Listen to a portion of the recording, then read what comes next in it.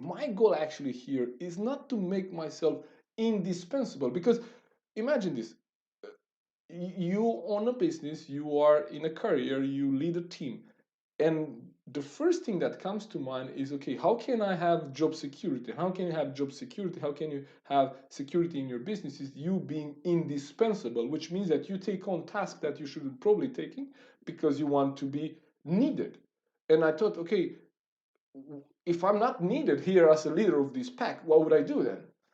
And I realized, oh, but then if I want to take the next step, if I want to build a business, if I want to build this new branch, if I want to open this new franchise, maybe if I want to go in another country, expand internationally, if I want to do all of those things, what I need to do is free up my time, right?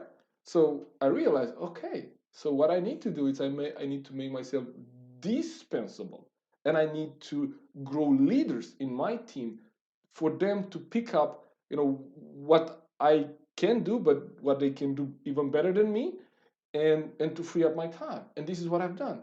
I know I started to work with the technical leaders. So in each of the different technical areas that we cover in our team, we had a person that was more experienced, that has a little bit of a leadership skill, and then I work with them. And instead of me focusing on the whole team and working with each person individually, I work actually and put a lot more time into developing the leaders in my company, in my organization. So the leaders can then at their turn go and work with everyone else, right, with the newcomers.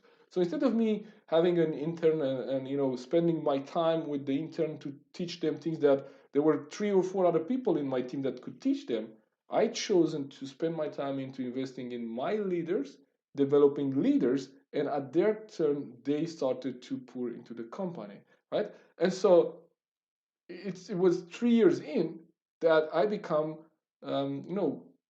dispensable for the team.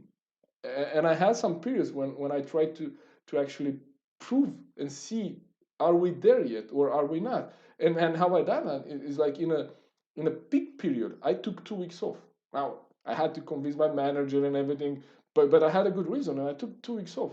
And then at the end of those 2 weeks, I come back and I assess,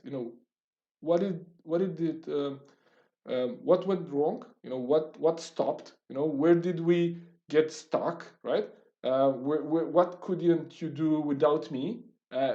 Because that was the area where I needed to grow, when I needed to grow, to learn, to develop, and value the people that could help me in that area. And that was kind of the process.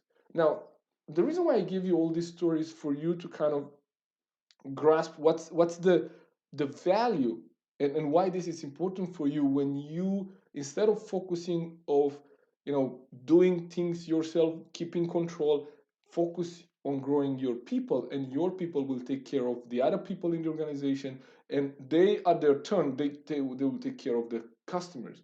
So you don't need, as a leader, to focus on customers. You need to focus on your people.